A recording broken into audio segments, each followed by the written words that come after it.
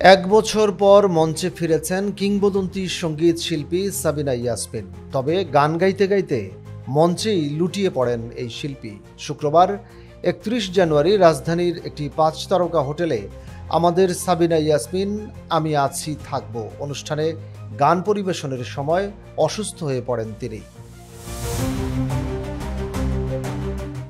জানা যায় সাবিনা ইয়াসমিন হাসপাতালে চিকিৎসাধীন আছেন, তবে শঙ্কামুক্ত। তাকে রাজধানীর একটি বেসরকারি হাসপাতালের ইমার্জেন্সিতে নেওয়া হয়, তবে এখন ভালো আছেন। দু একদিন চিকিৎসকদের তত্ত্বাবধানে থেকে তিনি বাসায় ফিরবেন। এক ফেসবুক স্ট্যাটাসে বিষয়টি জানিয়েছেন দেশের জনপ্রিয় গীতিকার রবিউল ইসলাম জীবন। তিনি লিখেছেন, গান গাইতে গাইতে মঞ্চে পড়ে গেলেন সাবিনা ইয়াসমিন, নেওয়া হলো হাসপাতালে। এদিকে সাবিনা ইয়াসমিনের অসুস্থতার বিষয়টি নিশ্চিত করেছেন সঙ্গীত শিল্পী দিঠি আনোয়ার। তিনি জানান, সাবিনা ইয়াসমিন হাসপাতালে চিকিৎসাধীন আছেন, তবে শঙ্কামুক্ত। অনেকদিন পর আন্টি মঞ্চে গান গাইতে উঠেছিলেন, কিন্তু হঠাৎ অসুস্থ হয়ে পড়লে তাকে ইউনাইটেড হাসপাতালের ইমার্জেন্সিতে নেওয়া হয়। আন্টি এখন ভালো আছেন।